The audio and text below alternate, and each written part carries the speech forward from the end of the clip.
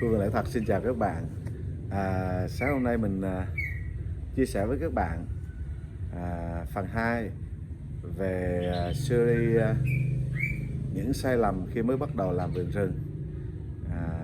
Trong phần 1 thì mình có chia sẻ với các bạn về việc chưa hiểu rõ về khu vườn,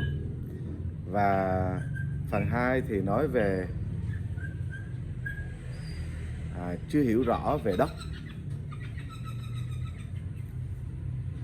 những sai lầm vì trong khi bắt đầu làm nông nghiệp vườn rừng. Thì sai lầm thứ hai mà mình muốn đề cập đến đây đó là khi một người làm vườn ấy, thì mỗi một người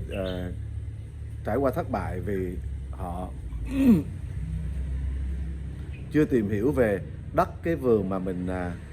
mình mới vừa mua đó. Vì khi chúng ta mua vườn lại đó, thì những cái vườn người khác bán cho chúng ta thì không phải là cái vườn nào nó cũng dồi dào dinh dưỡng, không phải cái vườn nào nó cũng ở cái vị thế đẹp và thuận lợi. Và phần lớn thì mỗi một người họ bán cái vườn đó là tại vì họ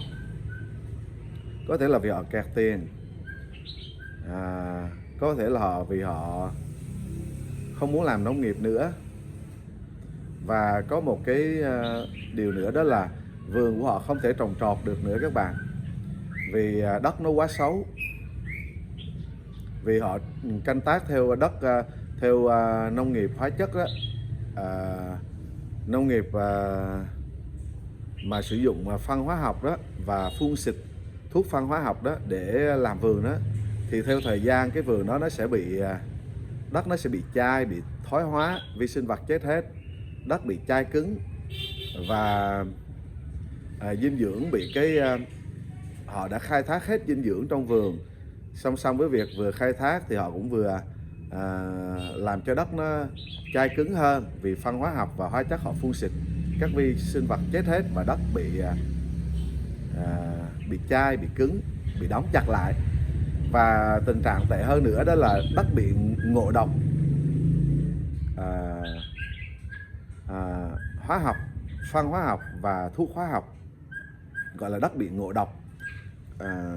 Và khi họ trồng cây gì vào nó cũng không còn sống nữa, hoặc là cái vườn của họ nó bị kiệt quệ rồi và không thể phục hồi được, họ bán cái đất đó. Nhưng khi chúng ta mua vườn về và chúng ta làm nông nghiệp, thì trong cái lúc mà chúng ta vui đó, khi chúng ta vui á, thì chúng ta đang mới vừa mua được khu vườn, và với nhiều dự định ấp ủ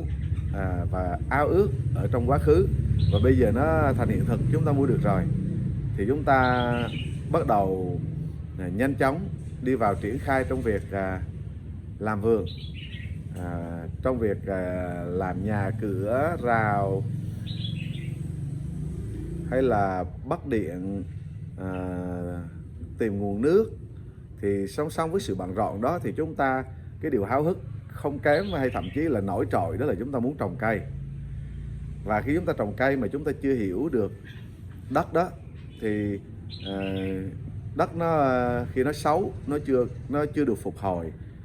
hay là đất nó bị nhiễm độc, nhiễm hóa chất, hoặc là chúng ta cũng chưa có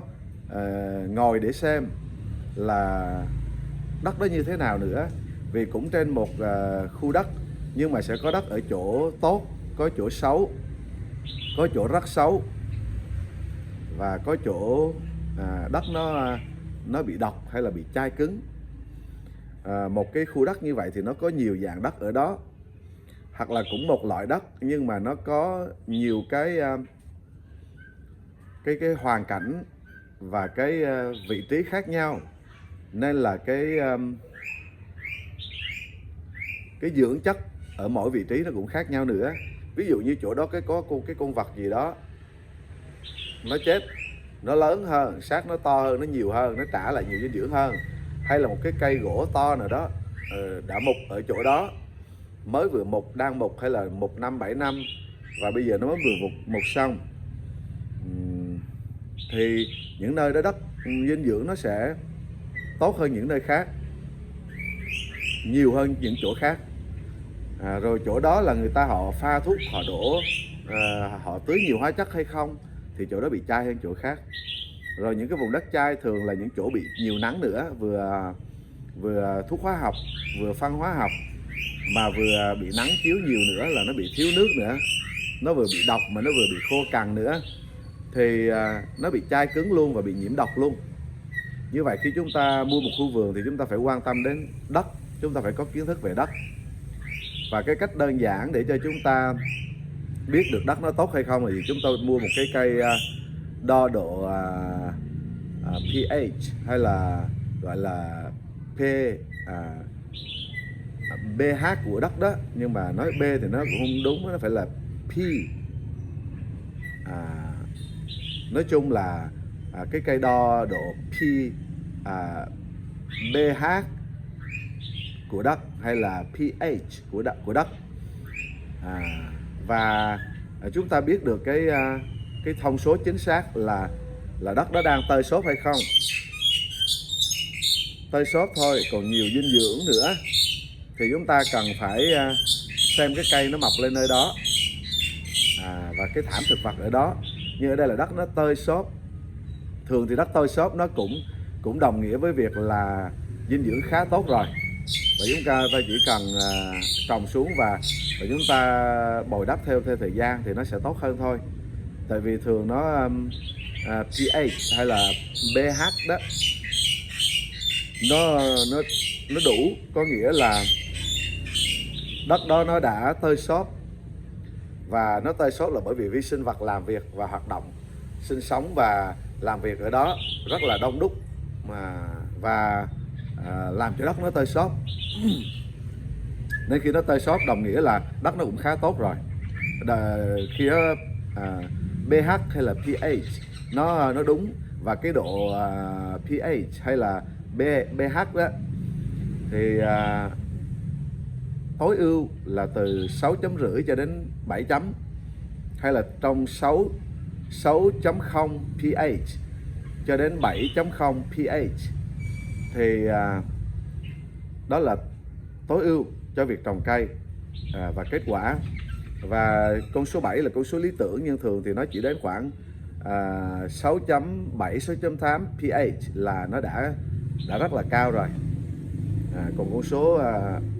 7.0 pH đó là con số hiếm gặp. Nhưng mà từ 6 cho đến 7 pH thì chúng ta trồng cây rất là tốt. Và cách nào để cho chúng ta nhận biết đó là chúng ta dùng cái máy đo pH hay là đo độ pH. Thì nó là cái máy, nó là một cái cục như vậy thôi, cắm xuống dưới đất, và nó có thể nhận biết được, cảm biến được ở trong đất đó, và nó báo lên cái chỉ số. Và ở trên thị trường thì có những cái cây như vậy khoảng trên 1 triệu, nhưng mà chúng ta chỉ cần mua một cái cây, mình mua luôn cả cái đồ chỉ có mấy chục ngàn các bạn, 20-30 ngàn, 30-40 ngàn gì à. Nhưng mà chúng ta chỉ cần cắm và đo xuống, không cần phải chính xác 100%. Nhưng khi chúng ta biết coi đất và coi cây cỏ rồi, chúng ta chỉ cần cắm để chúng ta biết cái độ chênh lệch của nó thôi. Nó tương đối thôi, không cần phải hoàn toàn chính xác 100%. Ví dụ như cái cây, ví dụ như bạn cắm xuống, nó báo 4 pH hay là 4 pH, thì 4 chấm hay 4.5 gì nó cũng tương đương với nhau, không chênh lệch quá nhiều. Thì bạn không cần một cái dụng cụ quá đắt tiền nếu như bạn không có tiền, không có tài chính nhiều, mà bạn phải mua cái loại quá đắt tiền để mà bạn cắm cho nó chính xác từng gọi là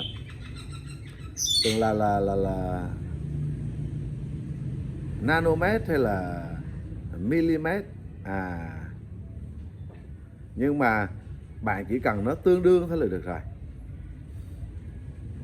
Vì trong cái khoảng cách 4.5 hay 4 chấm gì nó cũng tương đương với nhau. Và có một cách nữa để các bạn có thể nhận biết đất nó có tốt hay không, đó là chúng ta nhìn cỏ. Chúng ta nhìn đất xong thì đất nó chai là chúng ta biết là độ pH nó thấp rồi. Đất nó chai, đồi trọc là độ pH nó thấp rồi. Và chúng ta phải để cho cỏ nó mọc lên, và khi cỏ nó mọc lên thì cỏ gì nó sẽ báo cho chúng ta biết độ pH của đất ở chỗ đó. Ví dụ như các bạn thấy cỏ tranh mọc lên thì đất đó chỉ khoảng 23 pH thôi, pH thôi. Cỏ tranh đó, cỏ mà ngày xưa người ta làm dùng lá nó để mà làm máy tranh đó. Rồi nếu như các bạn thấy cỏ bông lau là cái cỏ mà người ta dùng để cột lại làm cái cột nhiều cái lại để rồi làm chổi đó, chổi quét nhà đó và bán đó, cỏ bông lau đó, thì cái pH ở chỗ đó nó khoảng cỡ 4 chấm cho đến 4 chấm rưỡi. Như vậy các bạn có thể nhìn để mà các bạn biết được cỏ lá càng hẹp càng nhỏ thì pH nó càng thấp, đơn giản vậy. Nếu như chỉ có cỏ tranh hoặc là cỏ chỉ thiên thôi thì nó chỉ có 23 pH thôi. Còn nếu mà nó có cỏ bông lau thì nó là khoảng 4 đến 4.5 pH. Rồi nếu như là nó là có cây gai, những cái cây gai hay là hoa mắc cỡ rồi đó các bạn, tất cả các cây gai và hoa mắc cỡ thì nó trong phạm vi chỉ là 3 đến 4 độ pH thôi, là pH thôi. Nhưng mà ví dụ như nó có hoa cỏ xuyến chi, khi mình nói đây các bạn chỉ cần đánh lên Google là nó sẽ ra cái loại đó, và các bạn nhìn cái loại đó thì về sau các bạn nhìn trong vườn là các bạn sẽ biết được hoa nào, cỏ nào là độ pH tới bao nhiêu. Ví dụ như các bạn thấy cỏ xuyến chi thì nó đã là 5 pH, 5 pH ha, cỏ xuyến chi đó, hay là hoa xuyến chi đó. Rồi nếu mà nó có hoa gọi là hoa cước lợn, người ta nói như vậy, hoa cước lợn. Mình cũng chưa tra Google hoa cước lợn thì còn có tên gì khác nữa, đúng là mình phải tra thì mình nói cho các bạn hay hơn. Các bạn cũng chỉ cần đánh hoa cước lợn lên thì nó đã sẽ ra. Thì nếu như có hoa cước lợn rồi có nghĩa là nó đã trở lại được 5,5 cho đến 6 pH, 6 pH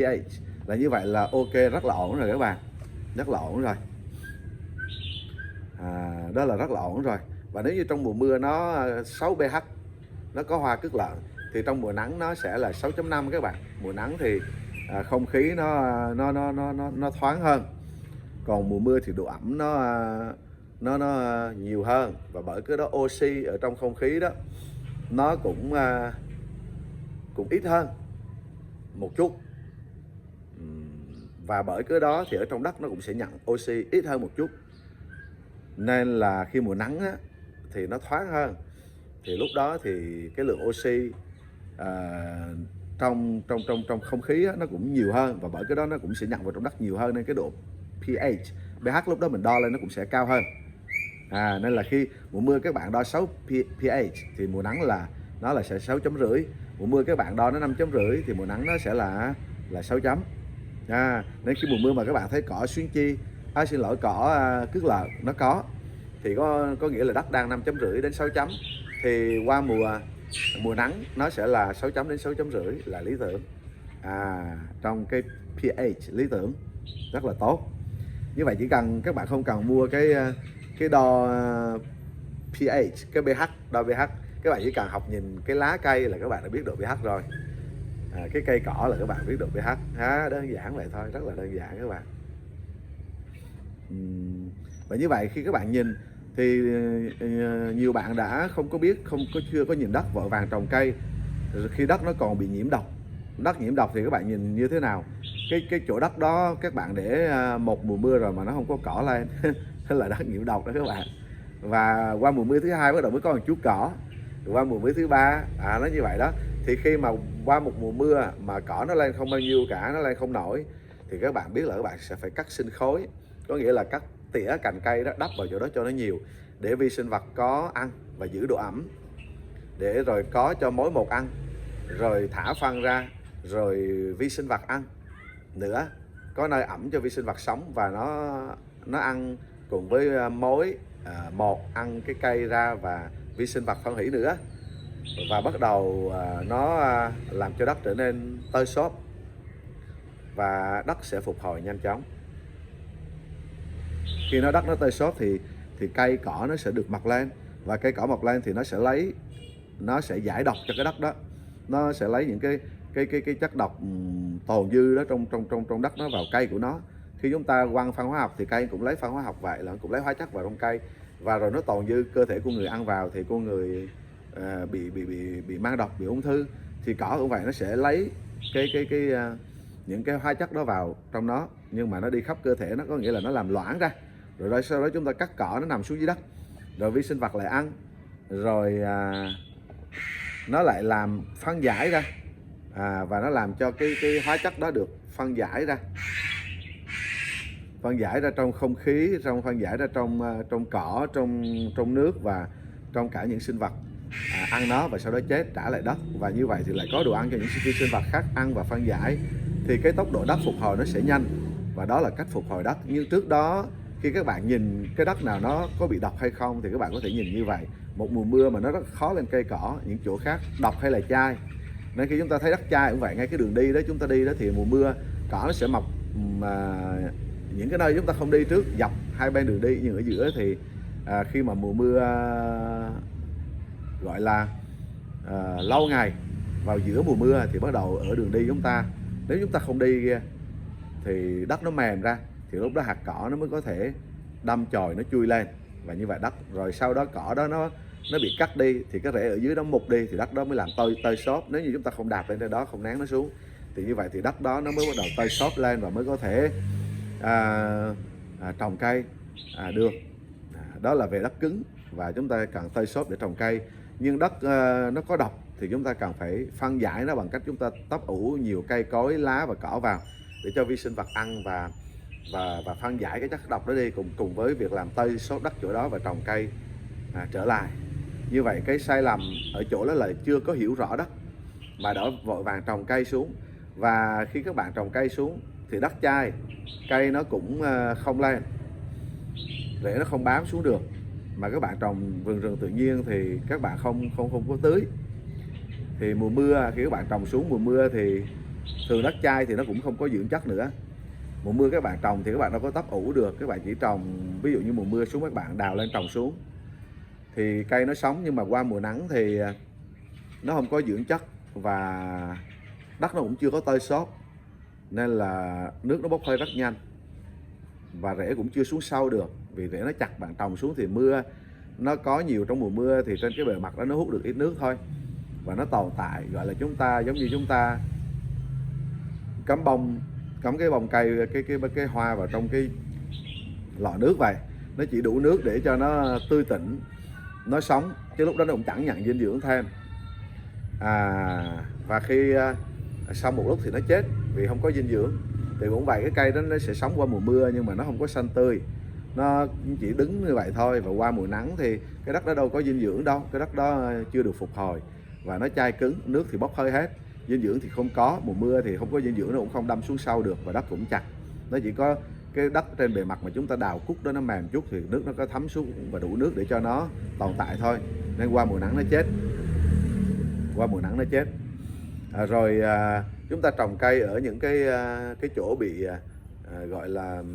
bị nhiễm độc đó, đất bị nhiễm độc đó, bị ngộ độc bởi nhiều phân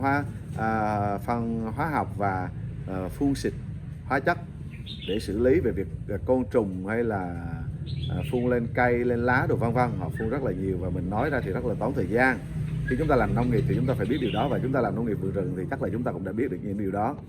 Thì cái đất nó bị ngộ độc thì chúng ta trồng cây gì lên, cái rễ nó cũng hút chất độc vào. Ngộ độc mà có nghĩa là nó quá độc rồi thì nó chết thôi. Nó quá nóng với nó còn yếu, nó còn nhỏ, rễ tơ mà nó lại hút chất độc vào. Giống như đứa con nít mà mới có 2-3 tuổi mà chúng ta cho nó uống bia, hay là mới biết ăn mà chúng ta thay vì nó uống sữa thì cho nó uống bia, uống rượu. Có những người họ nghịch như vậy đó các bạn, và nó chết thôi. Có những đứa nhỏ cũng bị những người khác ép xài ma túy nữa. Vì có những người họ dân chơi, họ nghiện rồi họ trong lúc họ không làm chủ được bản thân, trong lúc thiếu hiểu biết, điên cuồng mất trí, rồi họ sẵn câu hỏi đó rồi họ lôi nó vô để dùng chất ma túy và nó còn nhỏ xíu thôi, nó chết, nó bị sốc, nó chết. Thì cũng vậy đó, những cái cây mà chúng ta trồng ở trên cái đất bị ngộ độc đó thì nó chết. Nên cái việc chúng ta trồng vườn rừng thất bại đó là tại vì chúng ta chưa biết hiểu rõ về đất. Rồi đất nó cũng có nhiều vị trí khác nhau. Đất ở chỗ trên cao, và đất ở chỗ nó nắng nhiều thì chúng ta cần trồng cây chịu nắng. Đất ở chỗ nó mát hơn và nó tơi xốp thì chúng ta trồng những cái cây mà nó có thể sống được trên đất đó, chứ nó không thể sống được ở trên cái đất mà nắng nhiều. Và ví dụ như ở trên đỉnh đồi chúng ta đất đang nóng mà chúng ta đất đang khô, đất đang chưa được tốt,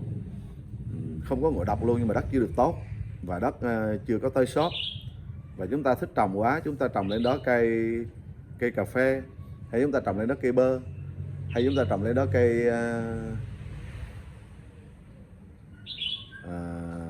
cây xoài chẳng hạn. Cây xoài thì còn có thể sống, nhưng mà cây bơ hay là thậm chí là cây cà phê lúc mới đầu nó cũng còn cần nước lắm các bạn. Cà phê mới đầu thì cần nước, sau này nó lớn hơn thì nó chịu nắng được hơn thôi, chứ nó vẫn cần nước thì nó sẽ chết. Nhưng nếu mà bạn trồng cây điều thì nó sẽ sống. Như vậy mà thường thì khi chúng ta có cái vườn thì chúng ta muốn là đầy dãy cây trái, những cây trái ngon, và đặc biệt những cây trái ngon lại là những cây xứ lạnh nhiều nữa chứ, chịu mát nhiều, cần nước nhiều nữa. Và chúng ta nghĩ đất nào cũng như đất nào, chúng ta trồng từ trên xuống dưới và chúng ta trồng khắp nơi và không có biết được là đất chỗ đó có tốt hay không, đất chỗ đó có phù hợp với cây đó hay không, và đất chỗ đó có mát hay không. Và thế là chúng ta trồng và xong rồi thì nó chết. Thường thì thích nhiều loại cây thì cây ăn trái không các bạn, mà cây ăn trái phần lớn thì đều cần nước, cần nhiều phân và cần nhiều nước. Nhưng lúc mới đầu nó không có nhiều phân thì nó cũng phải cần nhiều nước và đất phải tơi xốp. Thì chúng ta lại trồng và chưa hiểu biết đất trồng trúng chỗ đất cứng nè, hay đất ngộ độc nè, hay là đất pH còn thấp, pH còn thấp, có nghĩa là nó không ngộ độc nhưng mà nó không có tốt, vì họ dùng hóa chất và đời đó đất nó cũng chai, nó chưa đến ngộ độc nhưng mà nó cũng chai, nó cũng không tơi xốp và không có vi sinh vật ở đó nhiều, và không có vi sinh vật thì nó không có ăn những cái đồ phân hủy, những cái đồ gỗ, mục, cây, cối, lá và thậm chí là phân của động vật thì nó không chuyển hóa thành phân, thì đất chỗ đó không có dinh dưỡng. Vì đất chỗ đó trước đó người ta trồng, người ta chỉ quăng phân thôi chứ nó không có dinh dưỡng trong đất. Còn mà chúng ta trồng vườn rừng tự nhiên là chúng ta làm cho đất có dinh dưỡng trở lại và giàu dinh dưỡng trở lại, để đất sẽ cung cấp dinh dưỡng cho cây. Và khi chúng ta mới trồng mà trồng phương pháp vườn rừng mà chúng ta đâu có cung cấp cho nó phân đâu, và như vậy thì trong đất nó hiện nó không có phân, nó chưa có dưỡng chất. Và như vậy chúng ta trồng những cây cần dưỡng chất,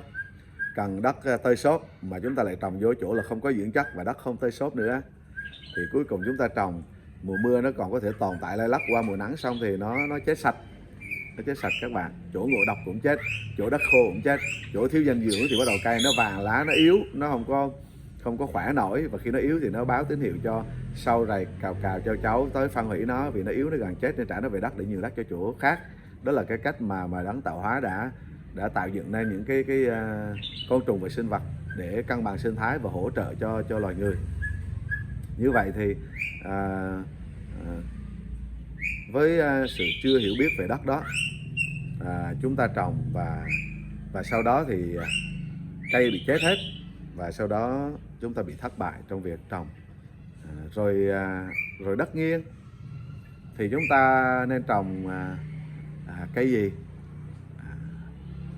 rồi đất bằng chúng ta nên trồng cây gì thì chúng ta cần phải hiểu biết, để mà rồi cây